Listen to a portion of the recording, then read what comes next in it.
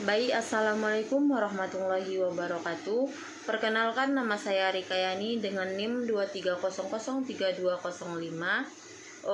Di sini saya akan membuat video pemenuhan tugas administrasi dan supervisi pendidikan yang diampu oleh dosen Bapak Dr. Hanif Al-Qadri MPD. Sekian, selamat menyaksikan.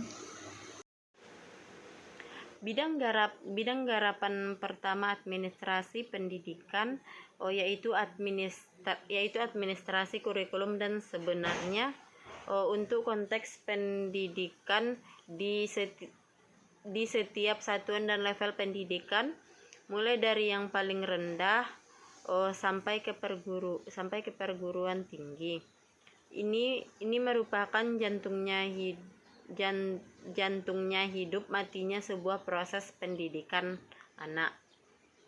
Keberhasilan seorang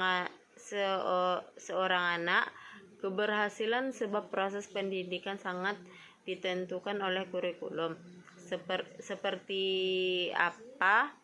Seperti apa, bagaimana, dan garapan dari lembaga tersebut terhadap kurikulum yang akan disuguhkan kepada peserta didik.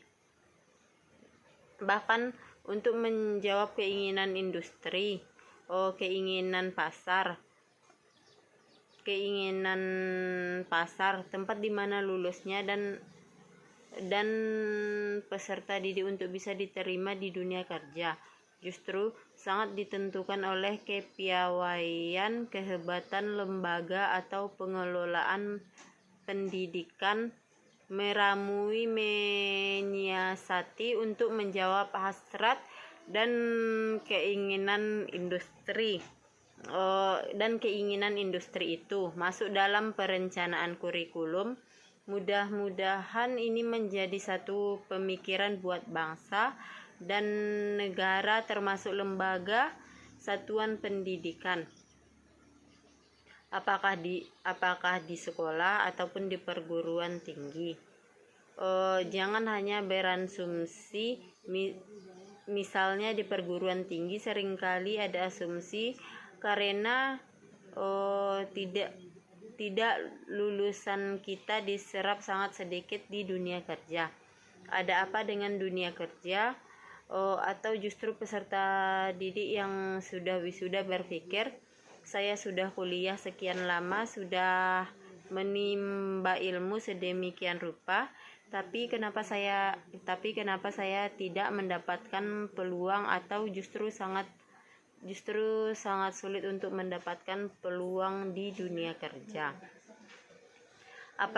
Apalagi untuk di perguruan tinggi. Di perguruan tinggi tertentu PR terbesarnya sebenarnya bukan hanya di persoalan akademik atau persoalan kemampuan anak, tapi lebih besar sangat ditentukan oleh kurikulum yang ditawarkan kemudian diterima oleh anak dalam setiap proses pendidikan. Apakah lembaga tersebut, apakah perguruan tinggi tersebut sudah sedemikian rupa menjawab hasrat, kebutuhan, dan keinginan industri atau pasar, di mana lulusan akan diterima bekerja administrasi kurikulum itu. Sebenarnya apa ada landasan hukum yang kita bisa jadikan sebagai pedoman Undang-Undang Sisdiknas nomor 20 tahun 2003. Di situ dijelaskan bahwa yang namanya administrasi kurikulum atau kurikulum itu adalah seperangkat rencana atau pengaturan mengenai tujuan, mengenai isi dan bahan pelajaran serta cara strategi yang digunakan oleh lembaga satuan pendidikan untuk dijadikan sebagai pedoman. penyelenggaraan proses belajar mengajar atau istilah dalam Undang-Undang Sidiknas adalah KBM, kegiatan belajar mengajar untuk mencapai tujuan pendidikan kita. Garis bawahi seperangkat rencana dan pengaturan mengenai tujuan, isi bahan pelajaran dan cara buat intinya. Bukan di isinya, tapi lebih kepada seperangkat rencana dan pengaturan. Jadi lebih baik kepada bagaimana lembaga pendidikan, bagaimana sekolah, bagaimana perguruan tinggi memiliki rencana sedemikian rupa. Seperangkat rencana yang didesain sedemikian rupa pula yang diatur. Mulai dari isinya, mulai dari tujuannya, sampai ke strategi cara yang digunakan, sehingga itu nanti dibawa ke dalam setiap proses kegiatan belajar mengajar di kelas. Kalau dari pengertian ini sebenarnya sangat mendukung bahwa tujuan pendidikan itu bisa dicapai. Kenapa? Segala sesuatu sudah didesain dan itu merupakan rencana yang dibuat. Kalau kita akan pergi ke sesuatu tempat dan semuanya sudah direncanakan, mudah-mudahan sesuai dengan target itu bisa dicapai. Kalau terjadi sesuatu di perjalanan yang jadi PR ya sesuatunya itu saja, bukan tujuan yang jadi masalah, bukan kurikulum menjadi problem, tapi bagaimana di proses perjalanan itu ada masalah, maka di titik itu yang harus diselesaikan. Tapi sampai saat ini terkait dengan kurikulum masalahnya sama, akibat kualitas pendidikan yang rendah dari tahun kapan perubahan kurikulum selalu terjadi. Tapi coba kita lihat apakah memang isinya dirubah,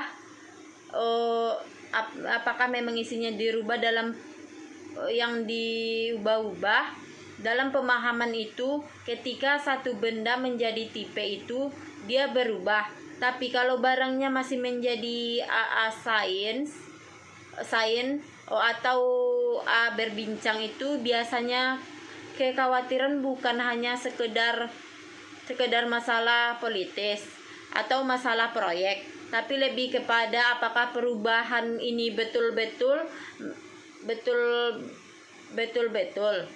sebenarnya. Misal kalau di satuan pendidikan seperti yang di awal tadi, lulusan kita diserap sangat kecil. Presentasi penyerapan industri dan dunia kerja terhadap lembaga itu sangat rendah. Itu harus dikejar, ada masalah apa, dan barangkali 80% diantaranya disebabkan karena rencananya atau seperangkat rencana dan pengaturan dari kurikulum itu untuk sampai ke proses KBM tadi, kegiatan belajar mengajar,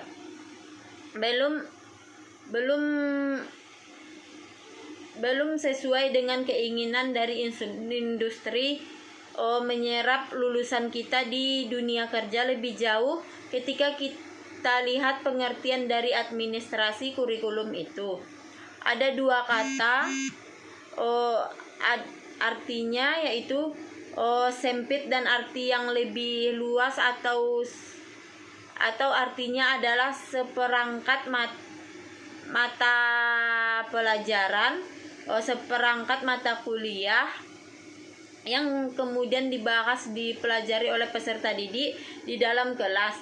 Tetapi lebih daripada itu, yang namanya kurikulum adalah sejumlah eksperimen atau pengalaman belajar yang dimiliki oleh peserta didik untuk kemudian ditawarkan dan dikembangkan, dibagikan bersama sehingga anak atau peserta didik tidak hanya mendapat segala sesuatu secara teori, tapi dalam proses ekspor yang dibagikan oleh guru dan pendidik, dosen dan di kelas akan jauh lebih kaya pengertian dari konsep, sempit dan luasnya arti kurikulum. Tapi kita tarik lagi, kalau administrasi adalah pengaturan dan rencana, kalau administrasi kurikulum adalah proses minimal yang 4: planning, organizing, accounting, controlling. Proses perencanaan, mengorganisasikan proses pelaksanaan dan kontrol terhadap kurikulum di setiap lembaga satuan pendidikan. Apa saja komponen-komponen dari kurikulum itu adalah yang pertama itu jelas kurikulumnya, yang kedua adalah tujuan, yang ketiga isi, dan keempat adalah metode yang digunakan, dan yang kelima adalah evaluasi. Bayangkan kalau 5 ini adalah masalah komponen yang didesain, diatur, direncanakan sampai di lembaga pendidikan. Ini dilakukan terhadap yang harus skill masalah-masalah pendidikan. Harusnya tujuan pendidikan itu bisa dicapai dengan standar ruang waktu yang lebih jelas. Melihat sekarang dari tahun berapa perubahan kurikulum atau kurikulum pertama kali sampai kurikulum yang sekarang ke-13, terjadi perubahan-perubahan yang luar biasa. Tapi masalahnya masih tetap sama, indikasi sesuatu yang sudah berisi diterima oleh peserta didik, meskipun bicara memang tidak sesederhana prakteknya. Kaitannya dalam kurikulum, kalau dalam konteks memenuhi kurikulum jangka tanah luas air.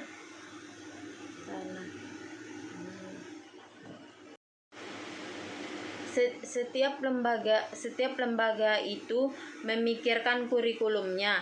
Dia punya setiap prodi, setiap jurusan itu dikelola sedemikian rupa, didesain sedemikian rupa karena jurusan dan prodi itu yang paling tahu. Misalnya anak ini lulusan ini nanti harusnya pasar market kemana, maka seharusnya setiap isi kurikulum tujuannya yang jelas. Anak itu lulusan ini nanti mau masuk di market yang mana, sehingga market ini menjadi standar dan dasar berpikir kita untuk melakukan perubahan dan perbaikan atas kurikulum. Akan satu hal yang sangat indahnya, mimpi-mimpi bagaimana setiap lulusan kita itu dicari, diminati, ditunggu, dan diminta oleh industri dan dunia kerja sekarang.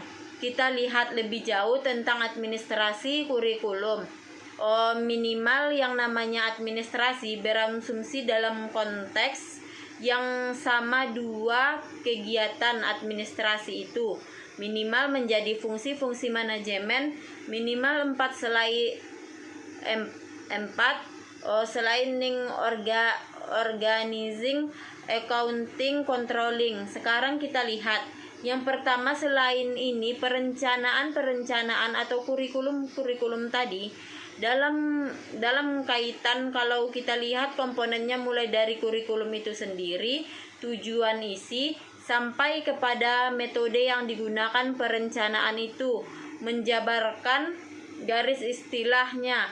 Kalau dulu GBPP itu menjadi analisis pelajaran analisis, mata pelajaran apa yang bisa dilakukan dalam konteks itu, dalam direncanakan sedemikian rupa sehingga apa yang namanya kurikulum sudah layak dilakukan perbaikan, pengembangan ketika kita menemukan itu, diteliti terus. Ada rezeki dari tim kurikulum di setiap program studi untuk melihat data-data di lapangan terhadap daya serap anak. Misalnya dalam prakteknya, kalau untuk perencanaan itu dalam sistem gas yang tadi artinya sekolah atau perguruan tinggi sudah memiliki kalender akademik. Yang kedua, menyusun program tahunan atau disebut dengan prota, ada promes atau penyusun program semester, ada PSP, proyek program satuan pelajar, dan juga ada rencana pengajaran. Mudah-mudahan sampai mulai dari kalender akademik prota, promes atau TSB, dan sampai kepada rencana pengajaran itu betul sudah berdasarkan ekspektasi atas masalah yang sebenarnya terjadi terhadap siapa peserta didik kita, siapa peserta didik melalui apa data-data lapangan lulusan sebelum-sebelumnya. Jadi jangan hanya tinggal sebagai sebuah data mentahan yang kita lihat daya serap lulusan dari produk sekian, tidak terjadi peningkatan.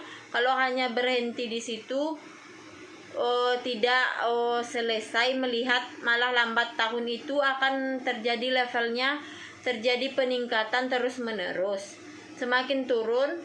Harusnya data itu dalam 2 tahun terakhir seperti terjadi penurunan terhadap daya serap dan daftar tunggu anak untuk mendapatkan pekerjaan itu. Apa saja yang sesuai dengan jurusan atau menurut bidang keahliannya.